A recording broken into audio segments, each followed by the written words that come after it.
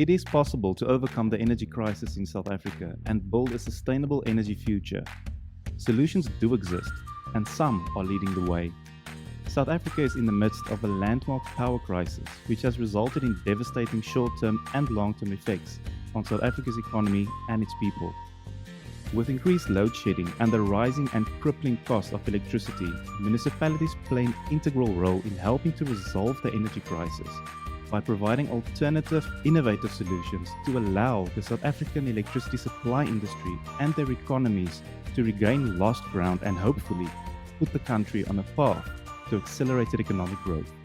In this Future Cities Africa episode, we first look at how George is dealing with the energy crisis, whereafter we take a broad look at the transformation of the electricity supply industry in South Africa. My guests today are Alderman Leon van Wyk, Executive Mayor of George Municipality, Bongani Mandla, Director of Electrotechnical Services at George Municipality, and James Beattie, Chief Executive Officer at Enpower Trading. Gentlemen, welcome. What prompted George Municipality to look at alternative energy sources as a potential solution?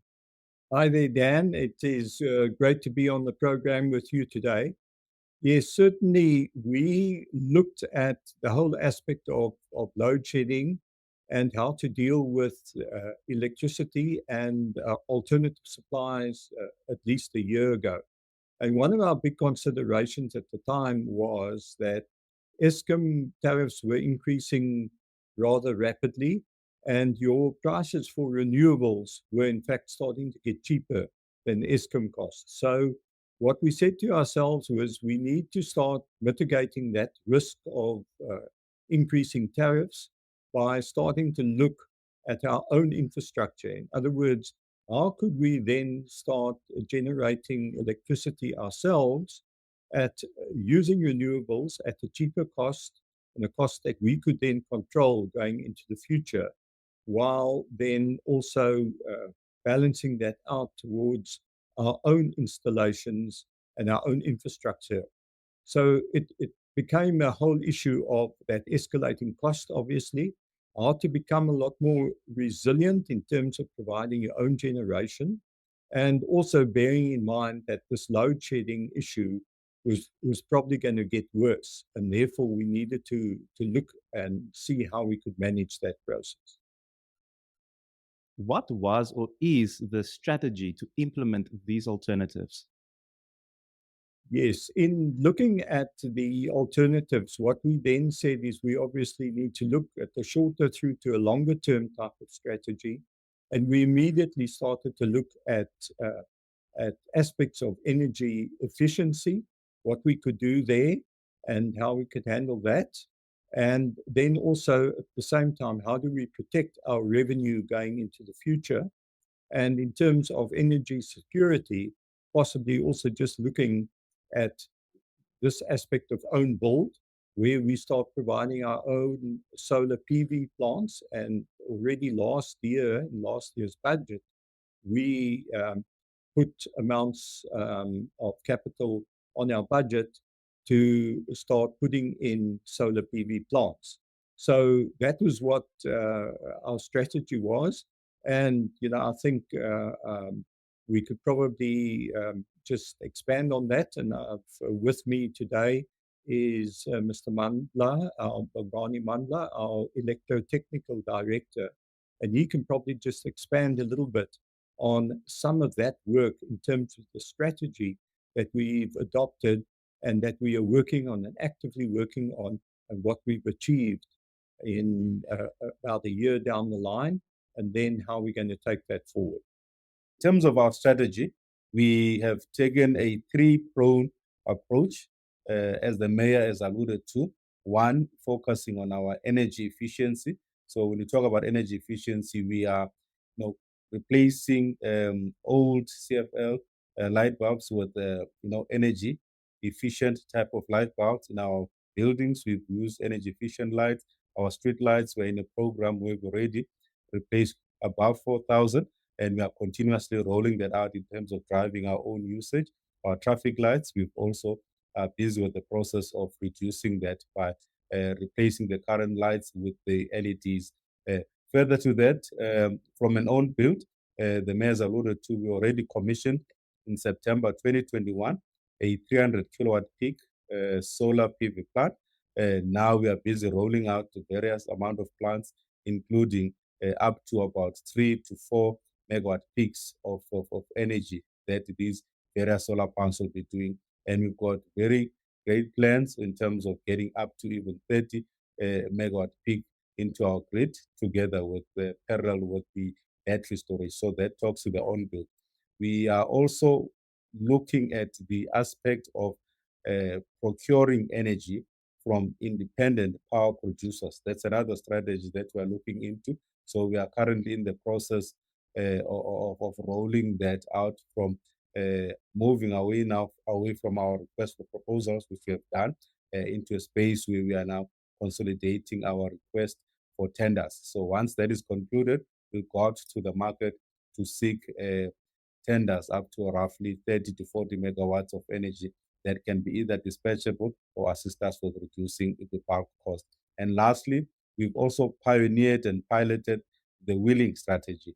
And in there, we are actually trying to drive to say, let public and private sector come in and support us in terms of getting more energy into the grid. I think Mr. Banda also, did mention some of the projects that we have been doing in terms of improving that level of efficiency that's taking place. And one of those typical projects that we already implemented last year was to go and put UPSs at all of our traffic light intersections. So we executed that project fairly quickly, and we probably at about 60 intersections within George that are now all on UPS. And those UPS with the batteries that we have there are now able to operate for 4 hours at a time. So that is allowed us to have a seamless traffic flow, as opposed to some of the difficulties that other towns and cities will be experiencing where they haven't put this in place. So this is already a major benefit to our consumers, to our citizens, where they can move around and you don't have the traffic congestion and the waiting that one has at those traffic lights. So that's a typical example. And he also mentioned the work that we are doing at our various installations and infrastructure. So in other words, at our water treatment works and at waste treatment works, we have now gone to, we are busy executing the installation of solar PV plants there. So that in other words, what we can then operate them off solar, and we want to implement the battery there so that you are able to deal with that throughout the whole day. And then we are well in progress already on a 10 megawatt PV solar plant that we are putting in on our land, and to implement that. So this is what our plans are in the next year or two, as one moves through, that we can progressively then get off stage 1 and then stage 2 up to stage 4, probably by the end of 2025. So, it's a step-by-step progress that we're doing over this period of time. It is the municipality's responsibility to enable grid access. Bongani, you recently spoke at the Wheeling and Trading Symposium in George, saying that municipalities cannot refuse grid access and encouraging other municipalities to prepare frameworks to ensure that the grid is open and accessible. What such frameworks has George Municipality put in place? All right, thank you very much for the question again. In terms of the wheeling framework, we've actually gone a sort of long path as a municipality. So the first step was that the team had to develop the aspect of having wheeling approved by council as a service. So there was a process to get wheeling to be approved by council as a service. This approval was then received in December 2020. And from that point, we then needed to put in a framework to say, now this new service, how are we going to manage this as a municipality? So part of that required that a use of systems agreement be put in place. Now, this use of systems agreement required the legal implications, regulatory involvement to make sure how do we manage this process. So the George municipality, as a pioneering and the piloting side, then went into aspects of developing and ensuring that they were able to put this framework in place. And then they were able then to put also policies in place, which will then be able to guide the private sector around how can they be able to access the grid of George in order to wheel any generation or energy to consumers that are currently within the George municipality. So there is a policy that is now approved by council in terms of how it guides the generation as well as the wheeling process. We've also took to NERSA the issue of the wheeling tariffs. Unfortunately, at this stage, NERSA indicated that they do not have the powers or even the framework for them to approve those tariffs. So municipal council will then need to drive that process. So our council again approved the tariffs that deal with the wheeling in our space. That is to ensure that we enable and free up the system for public and private sector to be able to participate. So we do have a policy, we do have a framework that guides the private sector around what type of wheeling that we do. Where we are, because it was a pilot, we kept it at some points, but we are busy reviewing that now to increase that cap so that we can allow even bigger players to enter the industry as we've unlocked some of the challenges that we encountered along the way. Following the change in legislation in 2021, the market now enables increased generation capacity on the Eskom and municipal grid network, which will stabilize the electricity supply over time. This then incentivizes private sector participation and increased competition. Does the municipality see increased competition as a threat? And how does the municipality plan to retain revenue, increase revenue, if competition is increasing? Yes, certainly. This is a very interesting question. We don't necessarily see any of this competition as a threat because the market is being opened up. And I think what we are likely to see in the country over the next decade and a little bit longer is a massive investment taking place within the whole area of electricity infrastructure and the national grid. But within the George context, no doubt, what we have, what's very valuable, is the fact that is our network and the network that we own. So that network and that obviously distributes electricity, and as Bongani has already discussed, the whole aspect of wheeling, in other words, of moving electricity from one area to another area through the network, is going to become critical going into the future. And so that you need that network to move the electricity around and for the private sector to be able to generate and even at a household at a domestic level, the excess electricity that they may generate off their solar PV to put that back into the network. And that will then help in the whole process of sharing out those elements of electricity. So it's a very exciting time, and it's an extremely complex environment that we are moving in, and we are going to have to solve issues going forward and challenges that have not even been thought about. And you've got these particular issues with industry that may well be operating on a 24-hour basis, and you have an agricultural sector that also needs electricity at different times of the day. And how is one going to bridge and assist everybody in the load shedding sphere that we are in at present?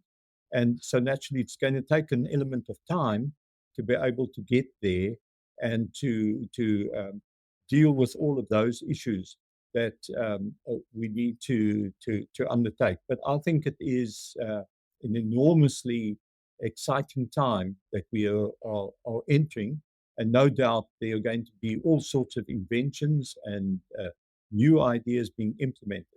just as what we've done in wheeling, because I think we believe we've done some pioneering work there that has already led to the development of specialized software to help with the meterage of that electricity being moved around.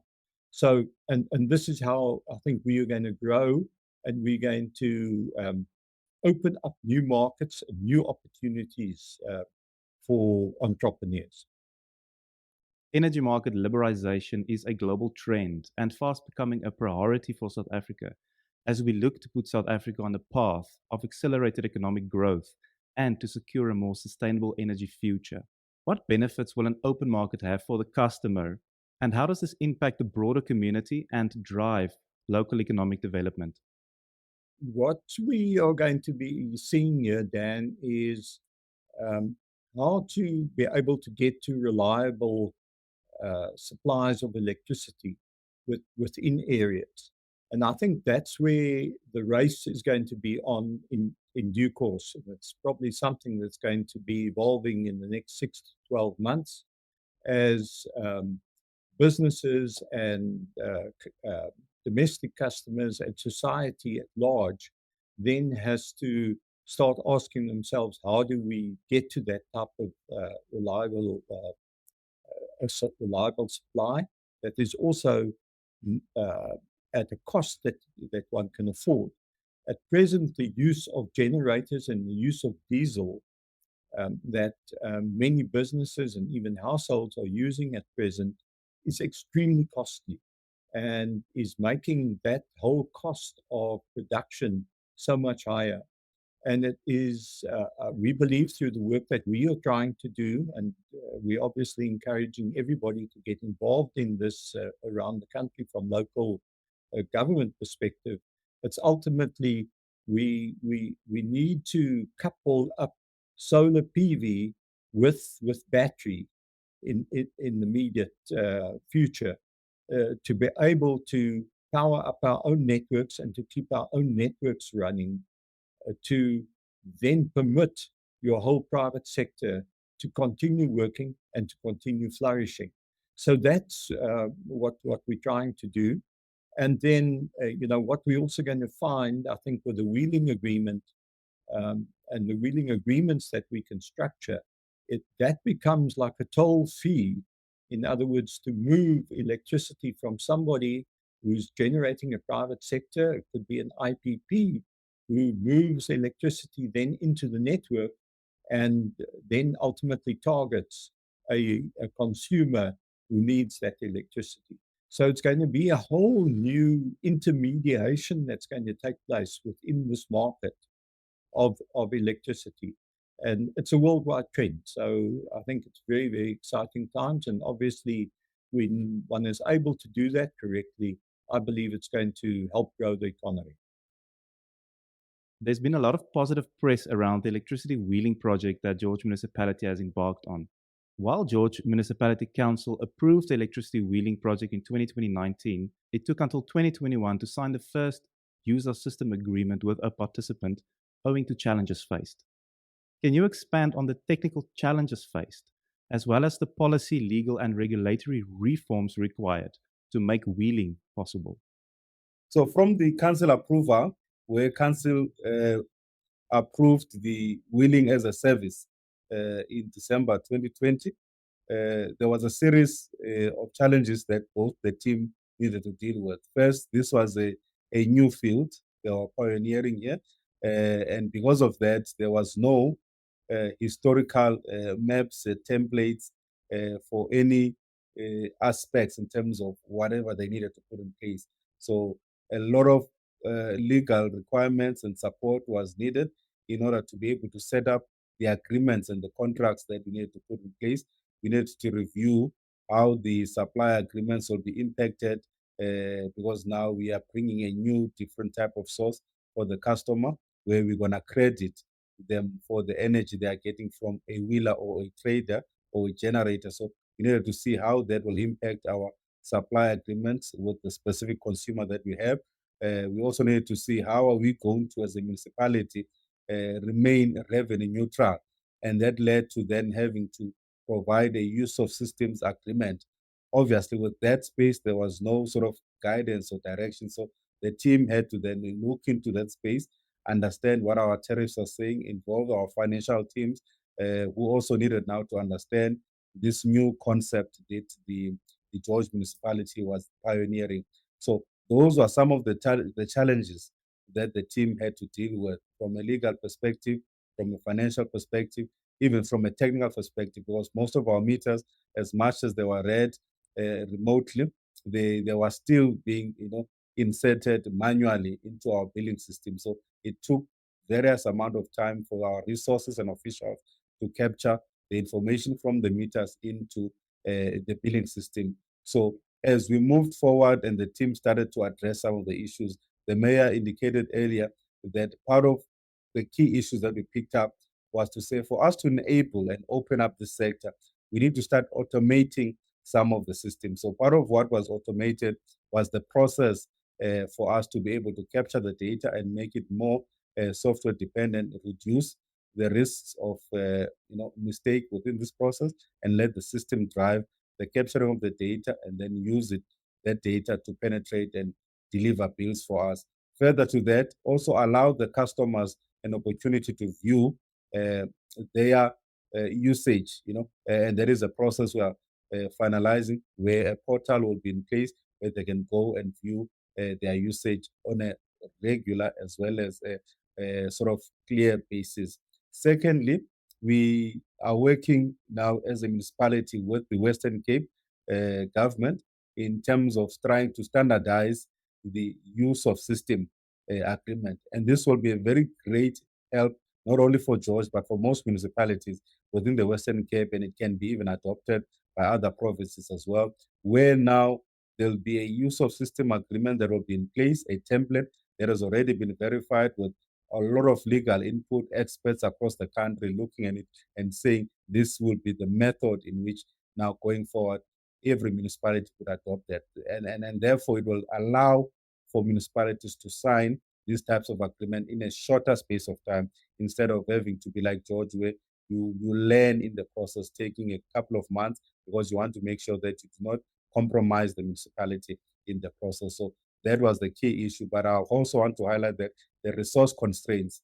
Municipalities are not, sectors where there's too many resources. There's significant resource and capacity constraints. But I think the team did well to ensure that even with those few resources, they were able to capture what is critical and make sure that they put in the direction within the Willix framework.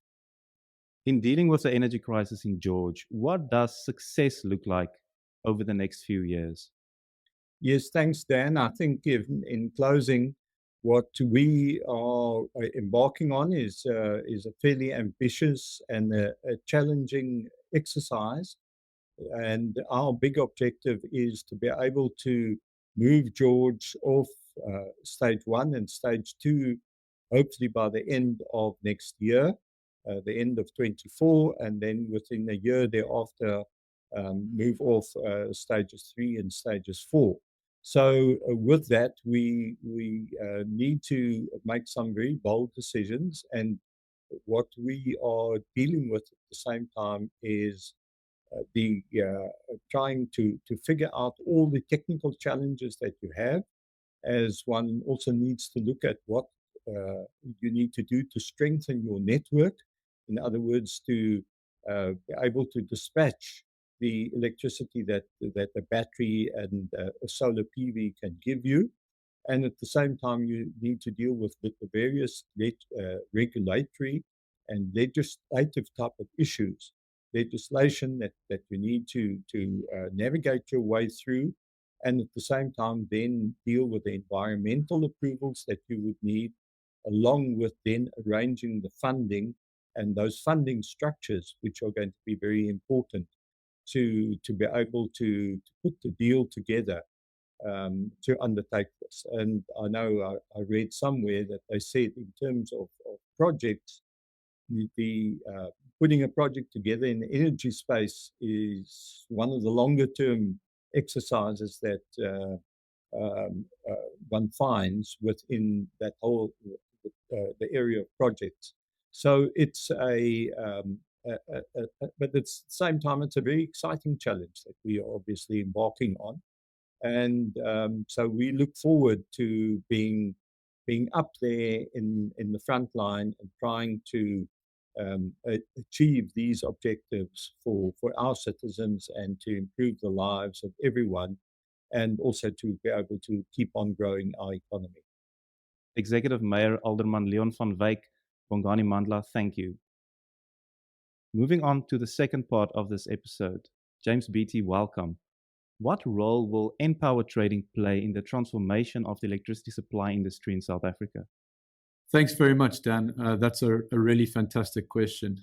So, just to look at this top down and high level, we believe that one of the most important impacts is we're moving from a place where the South African energy industry has been essentially a monopoly, where Eskom is a vertically integrated utility, and Eskom is, customers' only choice, or has been customers' only choice in South Africa. What is now happening is a proliferation of a private marketplace, which the trading model, we believe, via Enpower Trading and our competitors, is facilitating. What do we mean by private marketplace?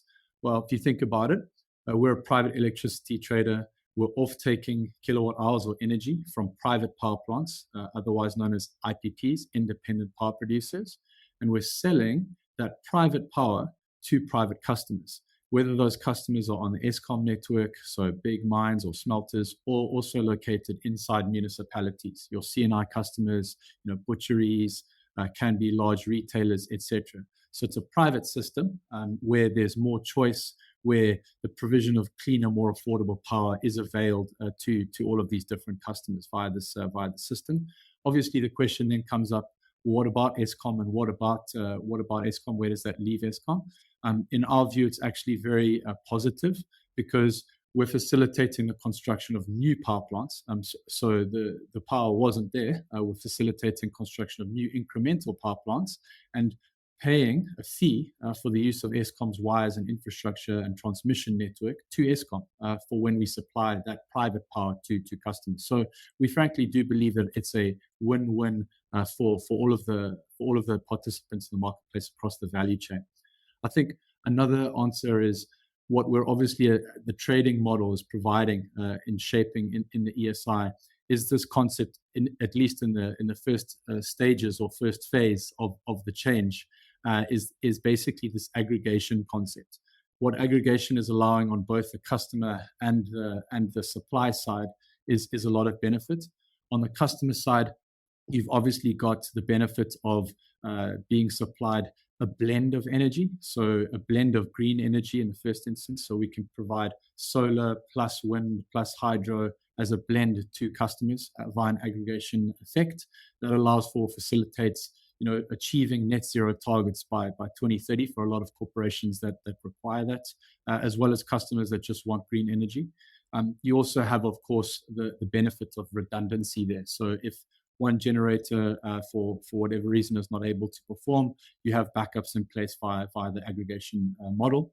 On the supply side, aggregation is very useful too, because you're suddenly able to supply a whole host of customers under one PPA through an aggregator, through Enpower Trading, and that of course creates a very positive effect in terms of their risk modeling. If one customer is not able to perform again or pay or whatever the case may be, we have a portfolio effect there. So there certainly is benefits for both sides of the transaction with regards to aggregation and in terms of shaping the ESI. So it's pretty much like what happened to Telcom, where we now have ISPs. It's really interesting you say that, Dan. We often, in meetings with lenders, commercial lenders, development finance institutions, various players in the markets, we often cite that as being quite an analogous development in terms of how that played out. We agree, the telco space is very similar in South Africa, how that played out. And, I think most participants in the market would agree all of the benefits that have resulted from that have been enormous. It's really been a success story for the country for that to have played out, from Telcom liberalizing and opening up into the various telcos that are available to the marketplace. Just a great success story. James, what value does the trader bring in trying to accelerate new generation capacity on national and municipal grids? We spent a lot of time educating the marketplace on this. The way I can try and most simply explain this is if you think of the traditional model in South Africa for electricity supply from the IPP marketplace, that is, we've had a very successful program called the REAP energy program, essentially a government-backed procurement program for off-taking power from private generators. So Eskom would buy power for its portfolio from private generators, but with treasury-backed guarantees underpinning the bankability of that transaction.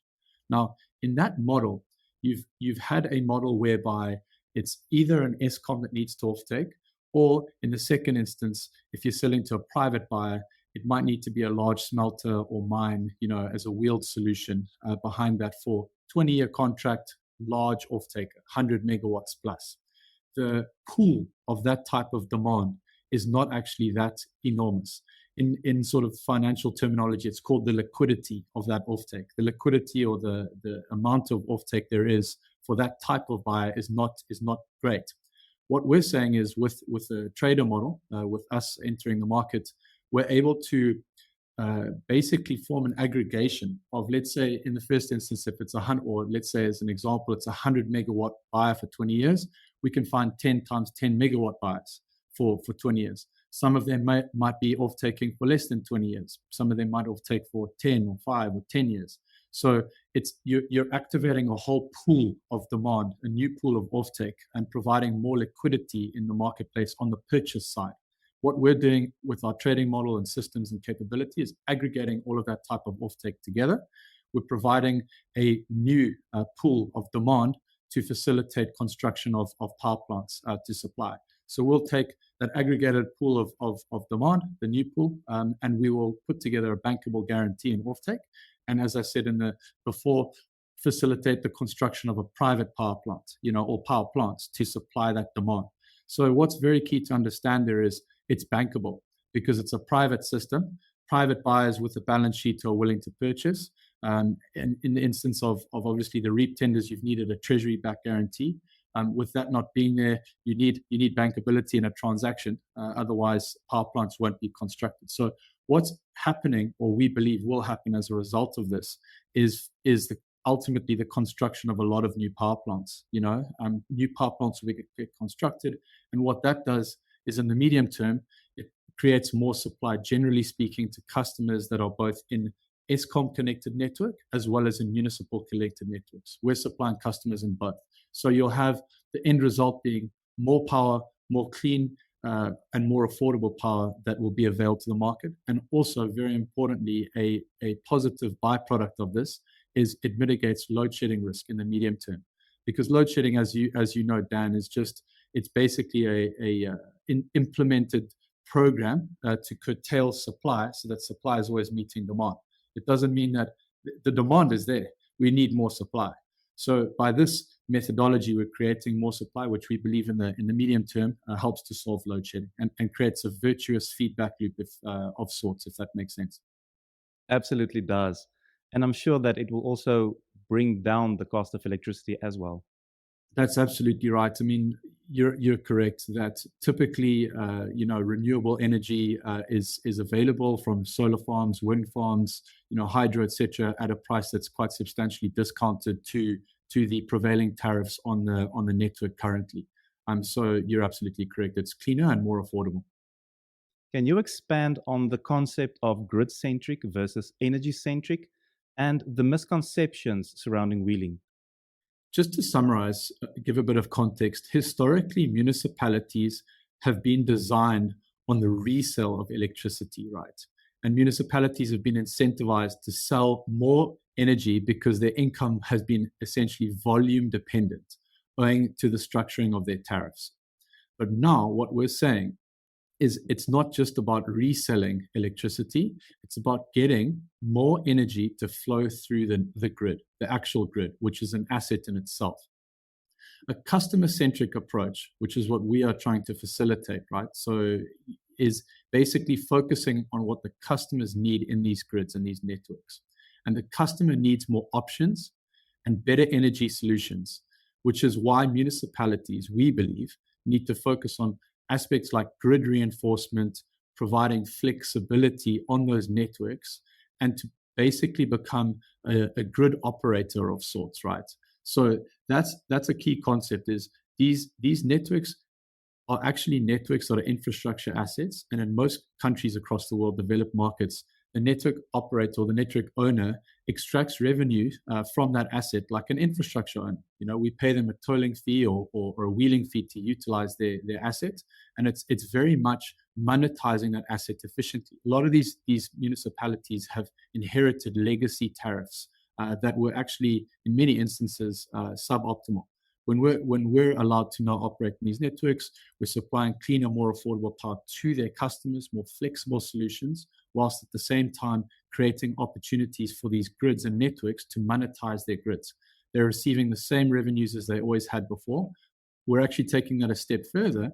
We're saying that municipalities are able to, because it's their grid and it's their network, negotiate and agree with the market, the new market, let's say adjusted tariffs. It's their decision. So they can agree to monetize their grid and their network to the extent that is more optimal.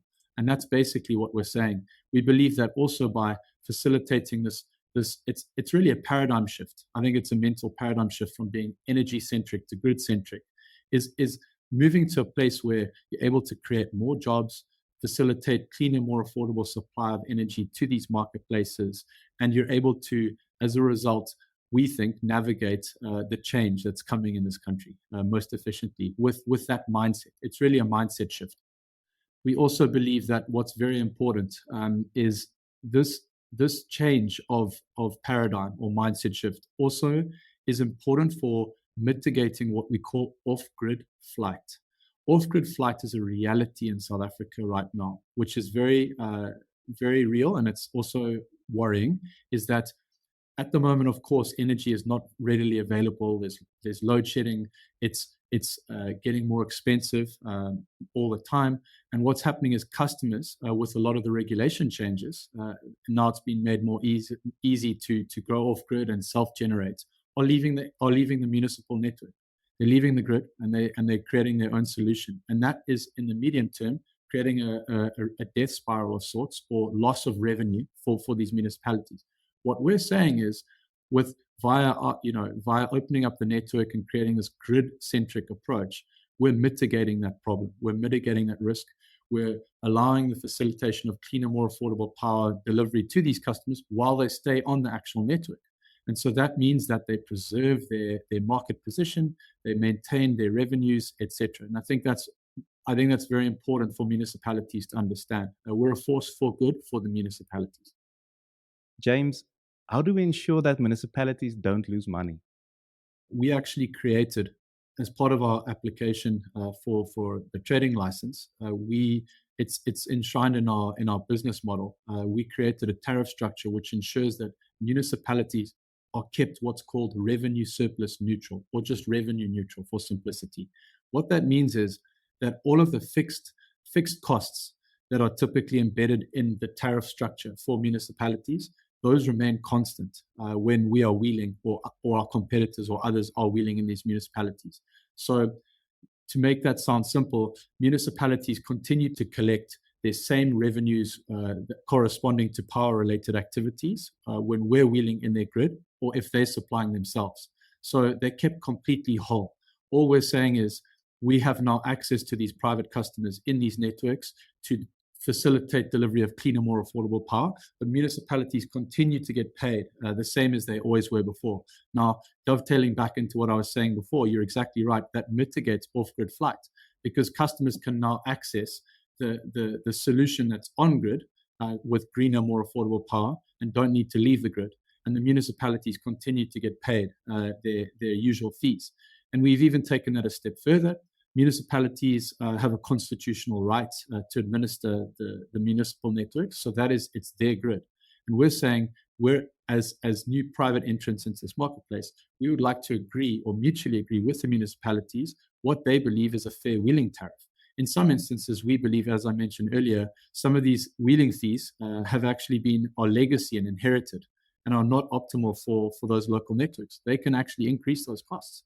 It's something that the private marketplace needs to agree with those municipalities. So I think point one, we're mitigating off-grid flight and keeping municipalities whole. Point two, there's actually an opportunity for municipalities to monetize their grid even further with a bilateral negotiation with the private marketplace. Municipalities must remain relevant in the future. How should municipalities go about future-proofing their services to allow for local economic development? You're right. A lot of the whole market every day is spending an enormous amount of expending a lot of energy thinking or worrying or considering about the future market, which is difficult to predict.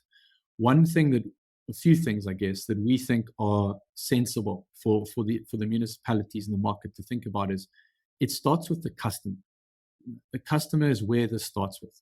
If customers are unhappy and they now have options, which they do, changes have happened, then customers will leave these networks. So our view is that by facilitating or opening up wheeling to the marketplace, you're able to provide a viable and competitive option to customers that are in these networks to want to stay on the network.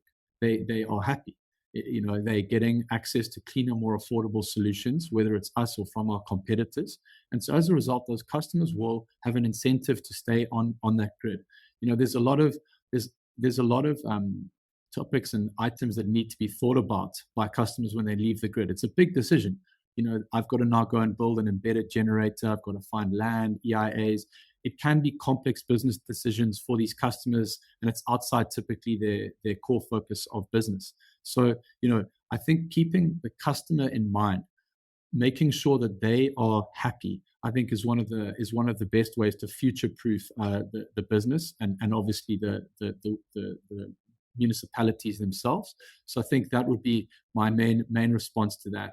We think as a result of that, we believe that municipalities really need to think about how they can work with us and the market to open up some of these networks, because there is, we think, quite often a misunderstanding around how much benefit there is to municipalities from facilitating this, and whilst in the medium term preserving that customer set and future-proofing their business. I'll give you an example. In other countries like Turkey, where or developed markets where there'd been big market design changes, ultimately it often resulted in some of these municipal or downstream networks being auctioned off. They were auctioned off in liberalization periods because the market design changed. External forces like, let's say, IMF funding or integration with, in the example of Turkey, with the rest of Europe for transmission, they had to actually comply to all of those regulations. And for that to happen, ultimately, a lot of the local and municipal networks were auctioned off in some form of an auction. And I think that's quite. It's on the other extreme. I don't think we'd get there in South Africa, but it is just to say that without change happening for positive, customers get wary and bigger picture changes can happen. Where government or gets frustrated or external forces create this change that's needed. And so we think that moving towards a more open market on its own would help solve that and preserve the municipal networks as they are, as a force for good for the country.